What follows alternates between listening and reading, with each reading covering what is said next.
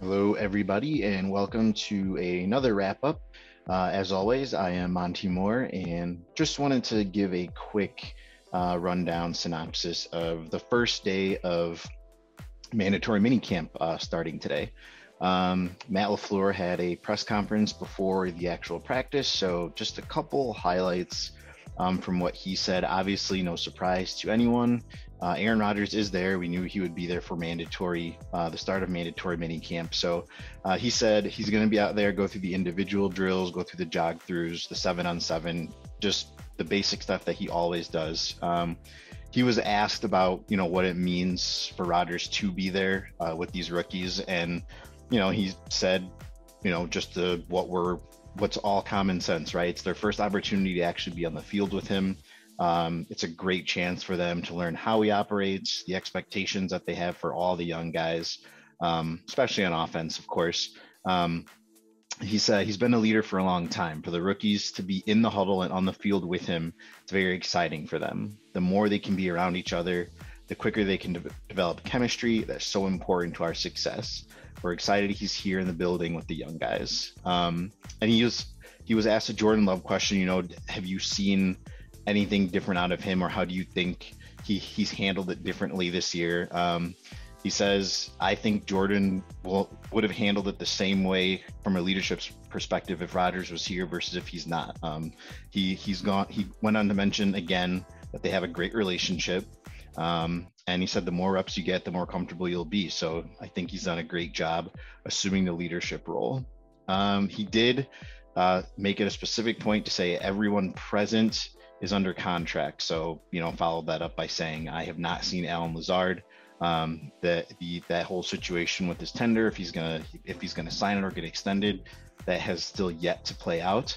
I didn't hear who asked the question, but it was a good question. They said, have you been less full speed in 11-on-11s than you have been in the last couple of years? And he took a second and said, that's a good question. He said, you try to train these guys on exactly how to practice. He said, we're not quite where we want to be because throughout the season, you're going to vary your tempos. They have, he said that we have walkthroughs, we have jog throughs, and then they obviously have full go in pads. He said they're learning to work together, but safety is our primary concern while we're getting everything that you need mentally. So it definitely does seem like, it's kind of a puzzle, right? Piecing together how hard to go and when, and, just getting those practice schedules in place. He did confirm a big scoop by the legend Big B himself, and he said that Sammy Watkins has been here quite a bit.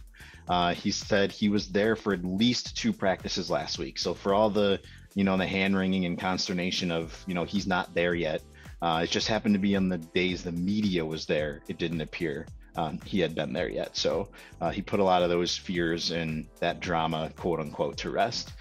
Just a couple of on-field stuff. I'm not going to go through play-by-play. The greatest resource for that every practice is Andy Herman. He's fantastic with giving his play-by-plays.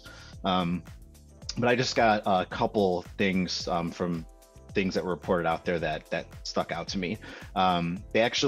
Rasul started in the slot and Jair was on the perimeter with Stokes. So for all of the, shoehorning Jair into the slot role, definitely appears at least early they're going to be mixing things up, as I think they should, right? See what you've got where. Quay Walker was running with the ones. So from the last couple of practices where Chris Barnes was still out there, it looks like that didn't take long for them to put Quay out there in his spot. Starting nickel defense, you had Kenny Clark, Jerron Reed, and then Gary and Preston Smith.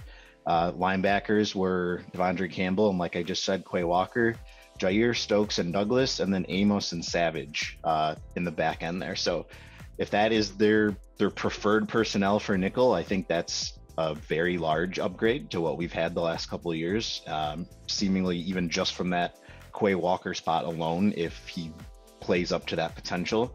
And then the starting offense and jog throughs, no surprise, Rodgers, Aaron Jones, AJ Dillon, Watson, and Watkins as your 1 and 2 wide receivers, Mercedes, and then your O-line of Yash, John Runyon Jr., Myers, Newman, and Cole Van Lannon at right tackle. So I think last time I did one of these videos, I mentioned probably going to expect them to switch up offensive line combos often, especially, with 69 and 74 still either injured or working with rehab groups. So it's going to give them a lot of opportunity to see what they've got at every single spot.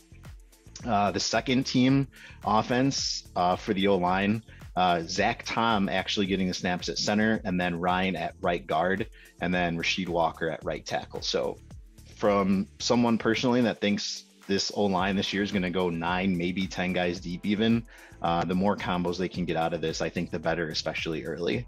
And finally, to wrap it up here, Andy also did report that it was a really nice practice from Christian Watson. After everyone being concerned and dramatic over every drop over the last 2 weeks in practices, he said he showed off speed and playmaking, and his hands were perfect today. So newsflash, young wide receiver, up and down practices. So we can expect to see more of that, but it's always good if you can end the day on a good note. And it sounds like for Rodgers' first practice there, it was Watson's best practice so far. So if you want to look positive, I think that's a good thing going forward. So that was it from the first day.